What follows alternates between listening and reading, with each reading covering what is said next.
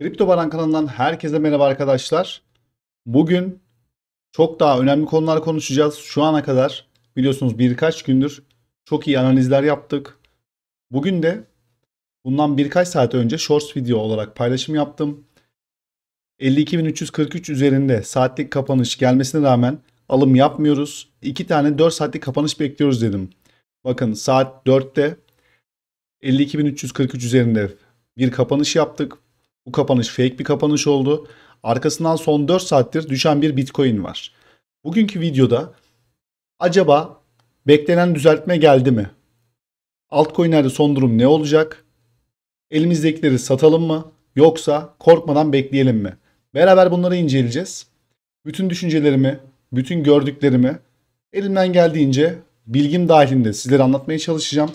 Sizlerden de ricam videoyu beğenip yorum kısmına İstediğiniz coin analizini yazarsanız ve kanalıma abone değilseniz abone olursanız çok çok sevinirim. Sözü çok fazla uzatmadan hemen analizimize başlayalım arkadaşlar. Bitcoin'e bakalım. Bitcoin şu anda 51.000 seviyelerinde seyrediyor. Günlerdir söylemiş olduğum en önemli direnç seviyesi 52.343. En büyük destek seviyesinde 51.300 seviyesi olduğunu belirtmiştim arkadaşlar. Bitcoin uzun zamandır bu iki direnç ve destek arasında sıkıştı. Ancak şu dakika itibariyle maalesef hem en önemli desteğimiz kırıldı hem de 10 Şubat'tan bu yana gelen 4 saatlik grafik için bahsediyorum. 10 Şubat'tan bu yana gelen en önemli destek seviyemiz kırılmış gibi görünüyor arkadaşlar. En önemli destek seviyesinden kastımız bakın. Birinci temas, ikinci temas, üçüncü temas, dördüncü temas. 4 tane net temasımız var. Hatta bir önceki 4 saatlik zaman diliminde tekrar bir temas ettik ama üzerine kapatmıştık. Şu anda maalesef altında seyrediyoruz. 2 gün veya 3 gün önce atmış olduğum videoyu izleyenler çok iyi biliyorlar. 51.300 kırıldığı takdirde bu seviyelere kadar bir geri çekilme, küçük çaplı bir düzeltme beklediğimi söylemiştim. Bu mor kutuyla beraber çizmiştik hatta biliyorsunuz videoda. Bu mor kutudaki hedefimiz neresi? 49.200 ve 49.500 seviyeleri arkadaşlar. Buraya kadar Bitcoin'de bir düzeltme gelebilir. Arkadaşlar videoyu ilerletmeden izlersek çok daha avantajınıza olacaktır diye düşünüyorum. Bitcoin'de şöyle bir hareket görebilir miyiz? Bunu görebiliriz arkadaşlar. Tekrardan 49.200 ve 49.500 bandına kadar düşüşten sonra 53.000'lere kadar bir yükseliş olabilir. Ancak biliyorsunuz genelde yükselen veya düşen trendlerde retest hareketi bekliyoruz. Şimdi retest hareketinden sonra düşüş derinleşebilir. Hani şu anda herkes bütün videolarda özellikle takipçi veya abone kasmak için işte Bitcoin'de hedef 100.000, 200.000, 150.000 bunlardan bahsediyor. Ama görünen gerçeklerden de bahsetmemiz lazım arkadaşlar. Eğer bir trend kırıldıysa tekrardan reteste geldikten sonra şöyle tekrardan göstereyim. Bu trend eğer gerçekten de yükselen bir trendin içindeysek ve trend kırıldığına göre buradan benim beklediğim seviye 49.300'lere kadar bir düşüş, arkasından bir tepki yükselişi ve arkasından 48.000'lere kadar bir düşüş yaşayabiliriz. Birçok kişi buradan dönecek diyecektir. Bakın arkadaşlar dönebilir mi? Evet dönebilir.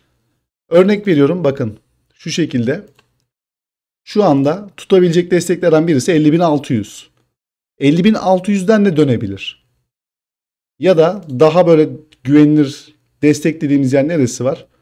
Şöyle bir bakalım. Mesela burası daha da güvenilir.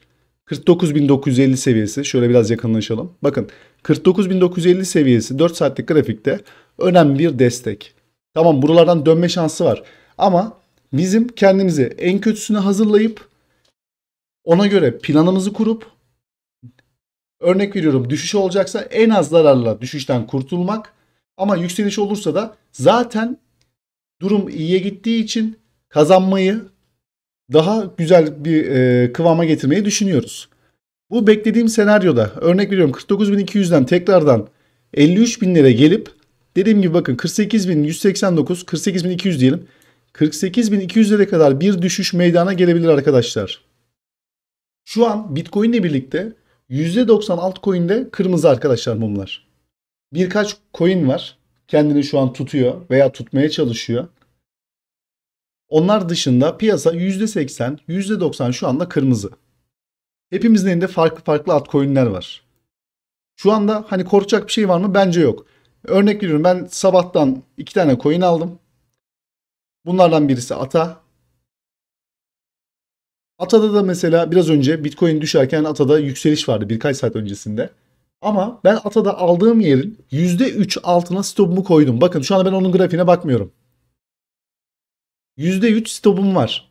Ben zaten bir coin'e girerken ilk yapmam gereken şey stop mesafemi ayarlamak.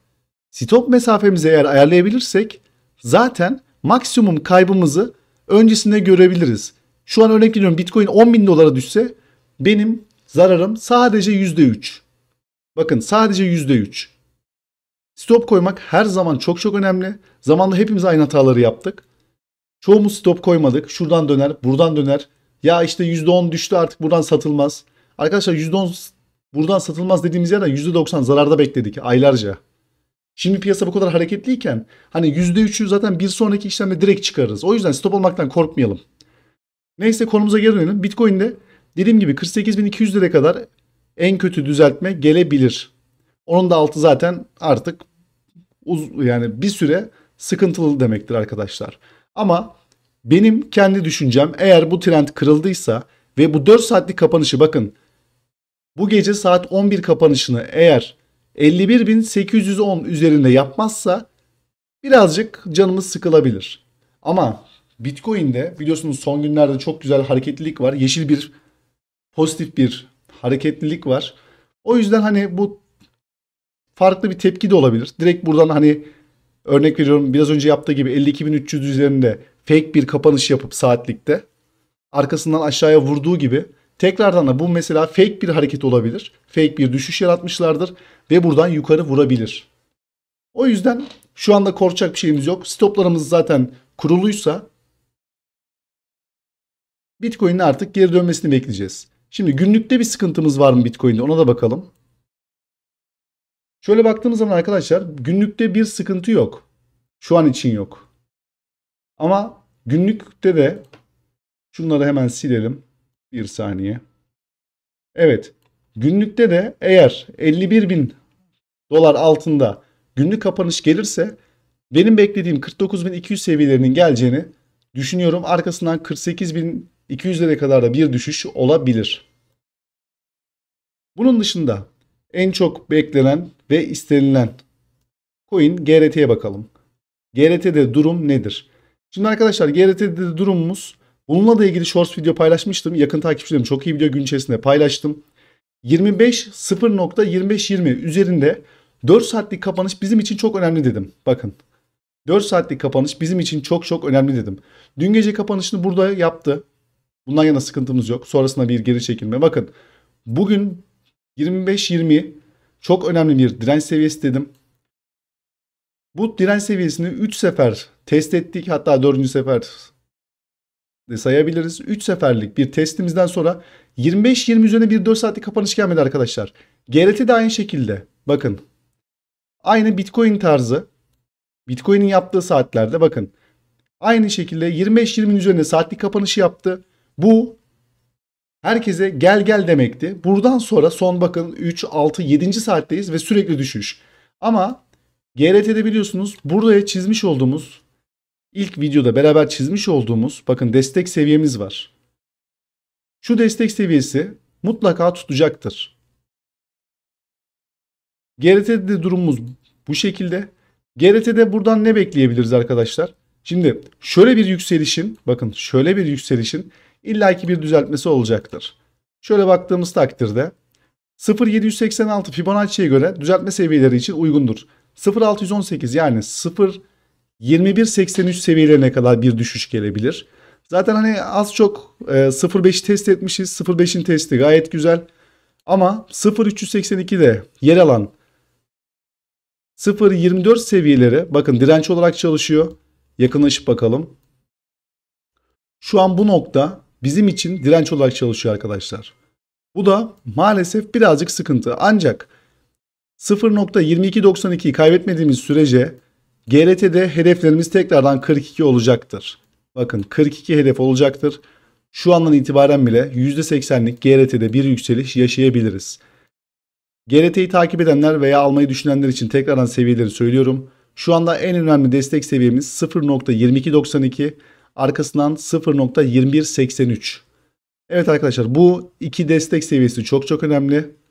0.24 üzerinde, pardon, 0.2520 üzerinde bugün belirttiğim 4 saatlik kapanış gelirse buradan şöyle söyleyeyim, çok kısa vadede 0.37'lere kadar GRT'de bir yükseliş görebiliriz. Bunda da karımız ne olur? Hep birlikte %50'lik bir kar sağlamış oluruz. Şimdilik durumlar bunlar arkadaşlar. Herhangi bir durumda acil durum videolarını biliyorsunuz shorts olarak paylaşıyorum. Bu tarz uzun içerik çekemediğim için shorts videoları takip etmenizi öneririm. Videoyu izlediğiniz için teşekkür ediyorum. Beğeni yapıp yorum yaparsanız çok sevinirim. Abone olursanız da daha çok sevinirim. Yarınki videoda görüşmek üzere.